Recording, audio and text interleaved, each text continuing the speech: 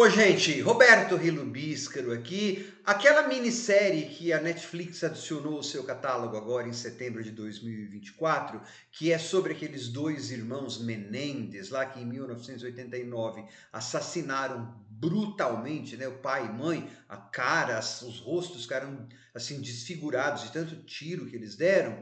Tem uma pista, né, tão legal dada no começo e depois no fim, através de uma canção, achei muito bem bolado. Só que antes de falar um bocadinho sobre essa minissérie e também sobre essa pista, eu gostaria de convidá-los a se inscreverem no canal Robertando, curtir os vídeos, compartilhá-los. Agradeço bastante. É logo na abertura e depois no final. Então, na abertura, eles estão na limusine, lá, não sei o quê, falando aquele monte de absurdo, né? Eles são, além de repelentes, são burros, porque eles falam demais, né? Eles pagaram um preço alto pela língua que tem, especialmente um deles.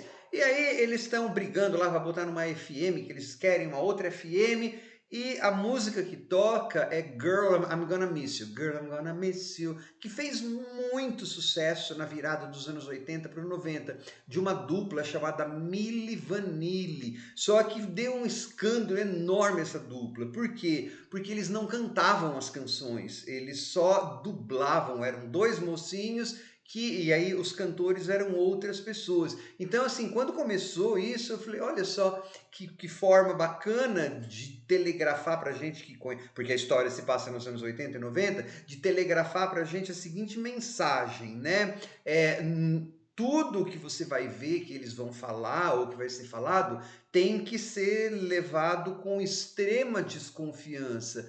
Ó o Milli Vanilli aí, né? O que você estava vendo não corresponde, e o que você estava ouvindo não correspondia ao que era para ser ouvido ou era para ser visto. Deu uma dinâmica bem legal. Não é à toa que eles encerram a minissérie com esta mesma canção. Então isso foi provavelmente bem planejado, tá? A história, então, dada em flashbacks e fazendo citações a outros casos, inclusive do O.J. Simpson, vai ter, assim, grandes interpretações dos dois moços que fazem os dois irmãos, né? E, assim, todo o típico trabalho de produção do Ryan Murphy. Botar canções de época, e colocar grandes monólogos ou momentos de briga em que os atores têm chance de se divertir bastante,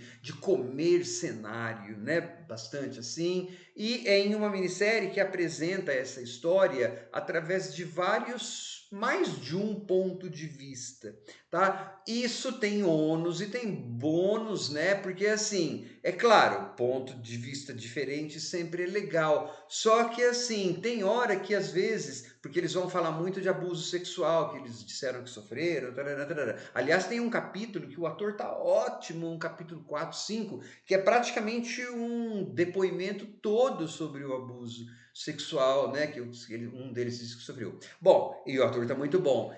Só que assim, chega uma hora que depois disso vai no tribunal, eles vão falar essa coisa, e a cena do crime mais de uma vez tal. Então tinha hora que eu falava, tá, já vi isso, meu Deus do céu. Né? Teve alguns momentos em que eu fiquei, nossa, precisava ter 9 episódios, não dá para ter 6, não dá para ter 7. Eu tô cada vez mais conciso, porque eu tô ficando velho, né? E as coisas mais rápido. Mas de forma geral, eu achei uma boa minissérie, tá?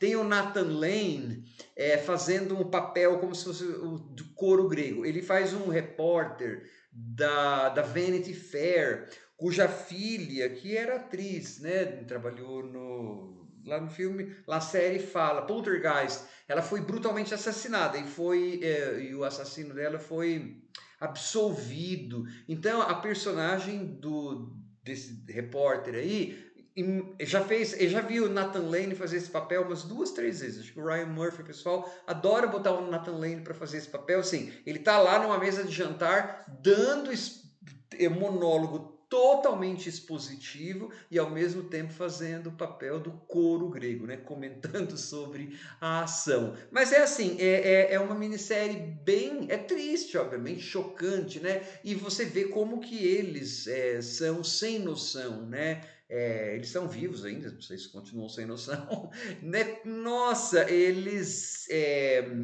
porque assim, são irmãos com temperamentos diferentes. Só que assim, no final das contas, os dois mataram os pais. Então, para mim, não tem muito esse negócio de tempo. Ah, porque um era isso, o outro era aquilo. Os dois participaram do assassinato, os dois mataram. E aí, então, você vai ter esses caras fazendo e falando coisas totalmente sem noção. Por isso que chama monstros. Só que, e como eles acusam os pais, durante um bom pedaço da série, todo mundo é monstro. Só que lembra, a canção do Milli Vanilli toca no começo e toca no fim, né?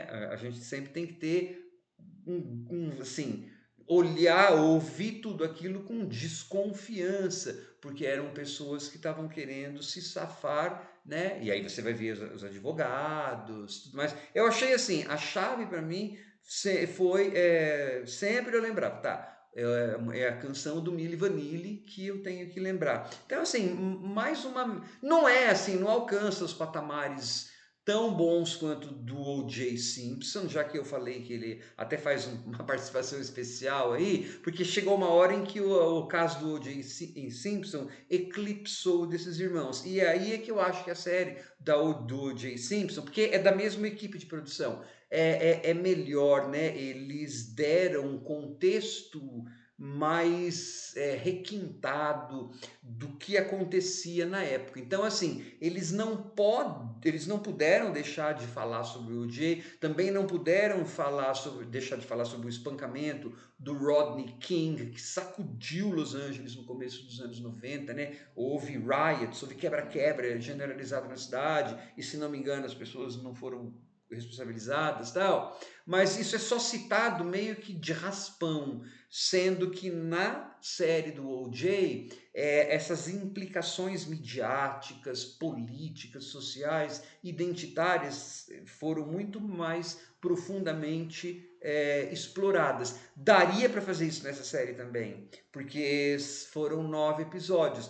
Talvez isso fizesse com que a sensação que eu tive, às vezes, de repetição, fosse menor, tá? Mas aí, eu não estou detonando a minissérie, né? Eu acho que assim, é uma opinião do como que ela poderia ser uma minissérie melhor. Como que ela poderia, talvez, ser lembrada, como sempre, durante muito tempo, a minissérie sobre o O.J. Simpson, que é da turma do Ryan Murphy, por isso que eu estou falando, será lembrada. Essa provavelmente terá uma vida de lembrança mais curta, no sentido de produção artística.